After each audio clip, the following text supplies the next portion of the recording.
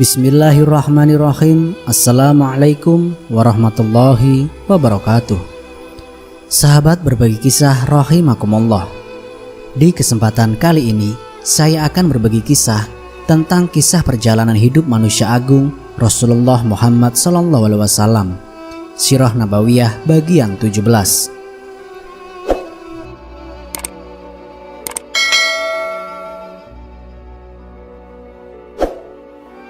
Masih dalam perang Badar Kubro, peperangan Islam pertama yang menentukan.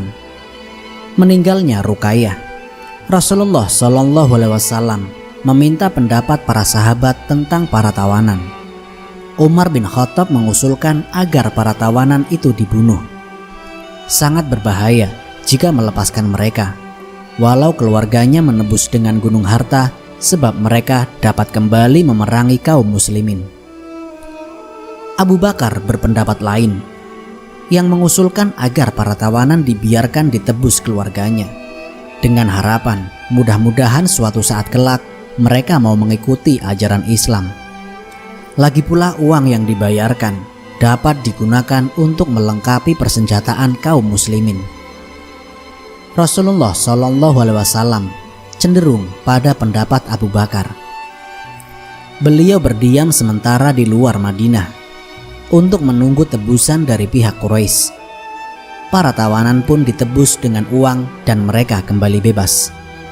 Namun setelah itu Rasulullah mendapat berita bahwa pihak Quraisy sedang mengadakan persiapan penyerbuan dengan jumlah pasukan yang jauh lebih besar. Sebagian besar para tawanan bergabung dengan pasukan baru itu.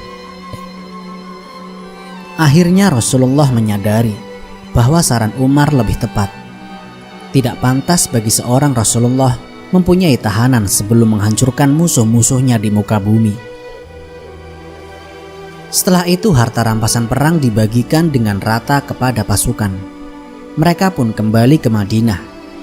Rasulullah langsung menuju masjid untuk memberitakan kemenangan serta mengumumkan nama-nama bangsawan Quraisy yang mati. Setelah itu Rasulullah pergi ke rumah Utsman bin Affan untuk menjenguk Ruqayyah putrinya yang sudah lama terbaring sakit.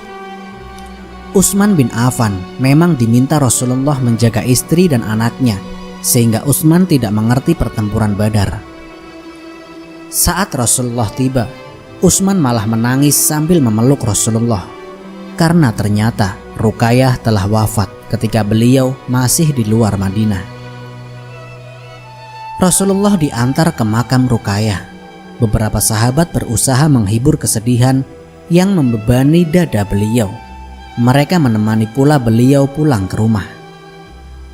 Di tengah perjalanan pulang, seorang Yahudi memandang Rasulullah dengan sinis, sambil berkata para bangsawan Quraisy memang tidak mempunyai keahlian dalam perang. Kalau saja kalian berperang melawan kami, kalian baru akan mengetahui bahwa kamilah sebenar-benarnya prajurit. Para sahabat tidak membalas perkataan sinis itu karena tidak tega melukai kesedihan di hati Rasulullah. Rasulullah pun tidak menghiraukan ejekan dengki itu dan terus melangkah menuju rumah Dzun Nuraini. Setelah duka ditinggal Ruqayyah, Utsman kemudian menikahi adik Ruqayyah, Ummu Kulsum. Ummu Kulsum juga diusir oleh kedua mertuanya, Abu Lahab dan istrinya Ummu Jamil, serta suaminya Utaibah, adik Utbah. Karena menikahi dua putri Nabi inilah Utsman digelari Dzun Nuraini, si pemilik dua cahaya. Rasulullah hampir dikultuskan. Sudah beberapa lama putri Rasulullah, Ruqayyah, terserang sakit dan tidak kunjung sembuh. Musuh-musuh Rasulullah dari kalangan Yahudi dan orang-orang munafik mulai menyebarkan desas-desus. Kalau memang Muhammad itu seorang nabi, tentu ia dengan mudah bisa menyembuhkan penyakit putrinya. Jangan-jangan dia memang bukan seorang nabi, melainkan tukang sihir, timpal yang lain. Dulu di Mekah, sihirnya berhasil memikat banyak orang, tetapi di sini ternyata tidak mempan. Desas-desus yang beredar gencar membuat keimanan sebagian orang mulai goyah. Orang-orang munafik yang dipimpin Abdullah bin Ubay semakin bersemangat mengatakan ini dan itu tentang pribadi Rasulullah. Mendengar itu, sebagian muslim bangkit amarahnya. Mereka melawan desas-desus itu dengan sanjungan pujian dan pemujaan kepada Rasulullah. Jangankan menyembuhkan penyakit, menghidupkan orang mati pun tentu Rasulullah bisa. Demikian kata mereka. Mendengar hal-hal seperti itu, Rasulullah segera datang dan berkata, "Janganlah kalian menyanjung-nyanjung diriku. Bagaimana kami tidak akan menyanjung dirimu ya Rasulullah? Bukankah engkau adalah pemimpin kami semua?" Beliau menggeleng. Beliau kemudian berkata bahwa dirinya hanyalah manusia biasa. Ia tidak dapat menolak atau menyembuhkan penyakit apabila hal itu memang sudah dikehendaki Allah. Beliau adalah manusia yang juga dapat menangis, tertawa, kepayahan, kesegaran, tidur, marah, senang, lapar, dahaga, makan, dan perlu pergi ke pasar seperti orang lain. Bahkan Rasulullah sendiri menderita sakit. Seorang tabib dipanggil datang untuk melakukan penyembuhan. Tabib itu melakukan pembekaman agar darah yang mengandung penyakit keluar. Namun, begitu darah Rasulullah keluar, tabib yang suka menyanjung itu menjilati darah beliau. Segera saja, Rasulullah melarang tabib itu dengan keras sambil berkata, "Semua darah haram, semua darah haram." Demikianlah, di satu sisi ada orang yang membenci Rasulullah. Sementara di sisi lain, banyak orang yang justru memuja beliau secara berlebihan. Sehari sebelum Rasulullah tiba di Madinah, berita kemenangan dibawa oleh Zaid bin Haritsah dan Abdullah bin Rawahah dari dua jurusan yang berlainan. Kaum muslimin segera keluar rumah dan bergembira menyambut kemenangan besar ini. Mekah terkejut. Sementara itu, keadaan sebaliknya menimpa Mekah. Al-Haitsuman bin Abdullah Al-Khuzai tergesa-gesa memasuki Mekah. Diberitakannya kehancuran pasukan Quraisy dan bencana yang telah menimpa para pemimpin, pembesar, dan bangsawan mereka. Mulanya orang Mekah tidak percaya, tetapi setelah yakin bahwa Al-Haitsuman tidak mengigau, seluruh kota menjadi penuh dengan jerit tangis. Abu Lahab yang tidak ikut berperang sangat terpukul mendengarkan berita mengerikan itu. Tidak mungkin, demikian igaunya. Keesokan harinya, ia jatuh sakit dan menderita demam selama 7 hari sebelum akhirnya meninggal. Para pemuka Quraisy pun berkumpul untuk memutuskan yang akan mereka lakukan. Ingat, sesedih apapun hati kita, jangan menunjukkan duka cita secara berlebihan. Demikian kata salah seorang di antara mereka. Jika Muhammad dan teman-temannya mendengar ini, mereka akan mengejek kita habis-habisan. Jangan cepat-cepat datang membawa tebusan untuk membebaskan para tawanan, usul yang lain. Nanti Muhammad akan meminta harga yang terlampau tinggi. Kita tunggu kesempatan baik untuk menebus mereka. Setelah beberapa lama, barulah orang-orang Quraisy berdatangan untuk menebus para tawanan. Salah seorang di antaranya adalah Mikras bin Hafs. Dia datang untuk menebus Suhail bin Amir. Suhail dikenal suka menjelek-jelekan Rasulullah SAW. Begitu mengetahui Suhail akan dibebaskan, Umar bin Khattab menjadi sangat geram. Ia mendatangi Rasulullah sambil berkata, "Rasulullah, izinkan saya mencabut 2 gigi seri Suhail bin Amir, supaya lidahnya tidak terjulur keluar dan tidak lagi berpidato mencercamu di mana-mana." Namun Rasulullah menjawab permintaan Umar itu dengan kata-kata yang sangat agung. "Aku tidak akan memperlakukannya secara kejam, supaya Allah tidak memperlakukan aku demikian, sekalipun aku seorang nabi." Hindun. Seberapapun kuatnya orang-orang Quraisy menutupi kesedihannya, luka yang dalam itu tidak terbendung juga. Para wanita Quraisy selama sebulan penuh menangisi mayat-mayat para pejuang mereka. Mereka menggunting rambutnya sendiri, lalu membawa kuda dan unta orang yang sudah mati. Setelah itu mereka menangis sambil mengelilinginya. Hampir semua wanita yang kehilangan kerabatnya berlaku demikian, kecuali Hindun binti Utbah, istri Abu Sufyan. Ketiga orang yang mati dalam duel sebelum pertempuran adalah orang-orang terdekat yang sangat disayangi Hindun. Utbah bin Rabi'ah adalah ayahnya, Syaibah bin Rabi'ah adalah pamannya, dan Walid bin Utbah adalah kakaknya. Belum lagi beberapa keluarganya yang lain yang juga mati dalam pertempuran. Bisa dikatakan di antara wanita Quraisy, Hindunlah yang paling banyak kehilangan, sehingga pantaslah jika ia menunjukkan duka cita lebih banyak dibandingkan yang lain. Melihat Hindun tidak menangis, para wanita Quraisy keheranan. Beberapa dari mereka mendatangi Hindun sambil bertanya, "Kau tidak menangisi ayahmu, saudaramu, pamanmu, dan keluargamu yang lain?" Hindun berpaling dan menatap kawan-kawannya dengan tajam. Para wanita itu terkejut mengetahui bahwa bukan air mata yang mereka lihat di mata Hindun, melainkan api dendam yang berkobar bunyinya. Mengetahui hal itu, kaum muslimin mengembalikan barang-barang dagangan yang dibawa Abul As. Dia pun segera pulang Muhajirin, karena mereka adalah kaum fukara yang tidak dapat memenuhi kebutuhan hidupnya. Di antara peristiwa yang terindah adalah hari raya pertama bagi kaum muslimin jatuh pada bulan Syawal, tahun kedua Hijriyah, setelah meraih kemenangan dalam Perang Badar.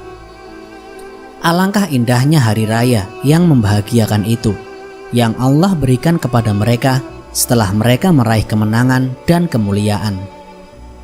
Alangkah indahnya pemandangan sholat Id yang mereka lakukan setelah mereka keluar dari rumah-rumah mereka, sambil mengumandangkan takbir, tauhid, dan tahmid. Hati mereka penuh dengan harapan kepada Allah, rindu kepada rahmat dan keridhoannya. Setelah Allah berikan berbagai nikmat kepada mereka dan didukung dengan pertolongannya, hal itu diingatkan kepada mereka dengan firman-Nya. Quran Surat Al-Anfal ayat 26.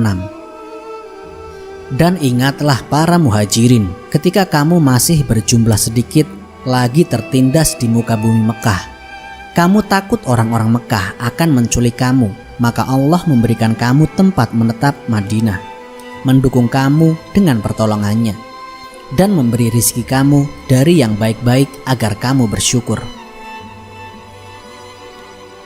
Berbagai operasi militer antara Badar dan Uhud. Perang Badar merupakan awal pertarungan bersenjata antara kaum muslimin dan kaum musyrikin, dan merupakan peperangan yang menentukan. Kaum muslimin memperoleh kemenangan besar yang diakui oleh seluruh orang Arab.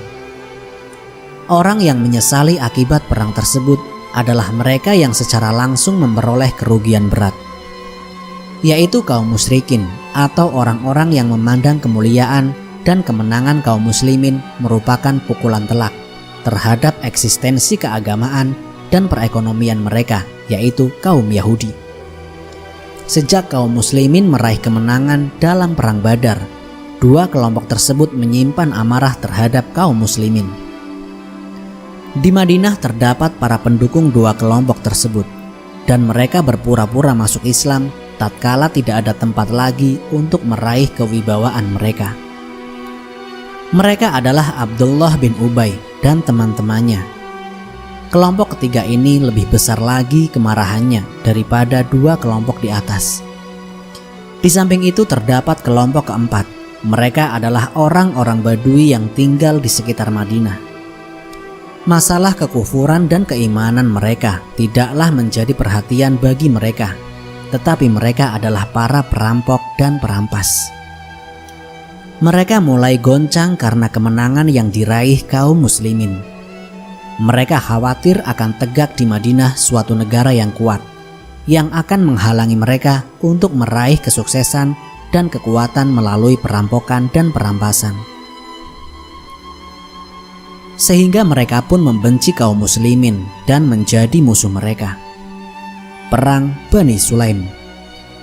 Berita pertama yang disampaikan oleh utusan dari Madinah kepada Nabi Muhammad SAW setelah perang Badar adalah Bani Sulaim. Bani Sulaim ini berasal dari kabilah Ghatafan.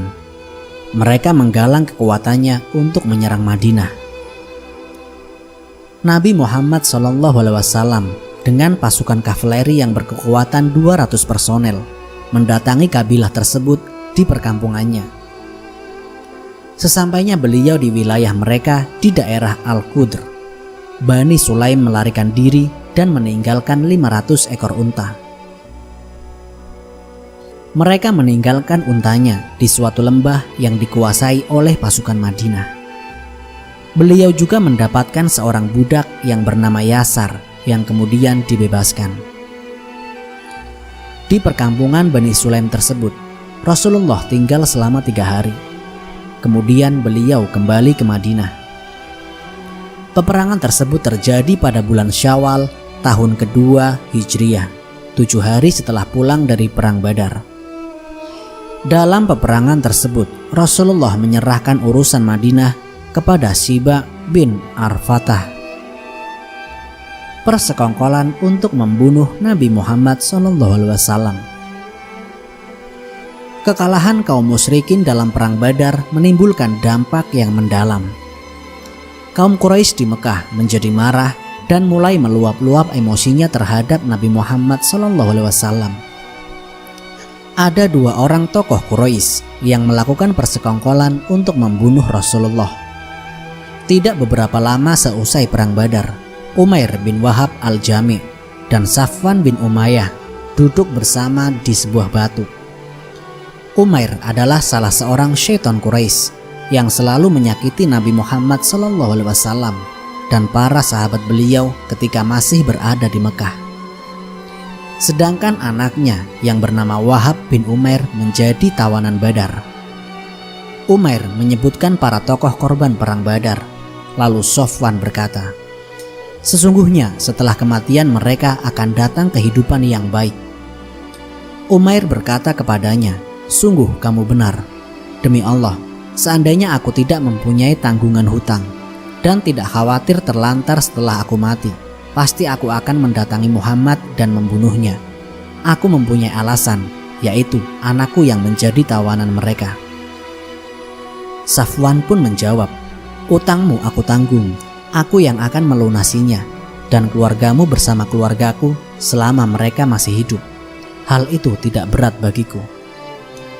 Umair kemudian berkata, "Rahasiakanlah persoalan ini, akan kulakukan." Selanjutnya Umair mengambil pedangnya, lalu dia berangkat ke Madinah. Ketika sudah sampai di pintu masjid, dia menderumkan untanya. Terlihat olehnya Umar bin Khattab yang sedang berbincang-bincang dengan beberapa orang dari kaum muslimin tentang kemenangan perang Badar. Maka Umar radhiyallahu anhu berkata, "Ini musuh Allah. Umair tidaklah datang kecuali untuk maksud jahat." Kemudian Umar radhiyallahu anhu masuk mendatangi Nabi Muhammad SAW seraya berkata, "Wahai Nabi Allah, Umair musuh Allah telah datang dengan menyandang pedangnya." Rasulullah menjawab, "Suruhlah masuk menemui aku." Para korban perang Badar dari kaum Quraisy. Kemudian kamu berkata, "Seandainya aku tidak mempunyai tanggungan hutang dan keluarga." Orang-orang Yahudi telah disebutkan bahwa beliau dan kaum muslimin sudah berusaha untuk melaksanakan isi perjanjian tersebut. Tetapi sebaliknya, orang-orang Yahudi tidak ada seorang pun yang mematuhi isi perjanjian. Mereka selalu melakukan pengkhianatan sehingga meresahkan kaum muslimin. Ibnu Ishaq berkata, Syash bin Qais, seorang tokoh Yahudi yang sangat kufur dan sangat membenci serta dengki kepada kaum muslimin, melewati beberapa orang sahabat Rasulullah dari kabilah Aus dan Khazraj yang berada dalam satu majelis yang telah menyatukan mereka. Mereka sedang berbincang-bincang di dalam majelis tersebut. Melihat persatuan dan hubungan baik sesama mereka di atas dasar Islam telah membangkitkan kemarahan Syash bin Qais.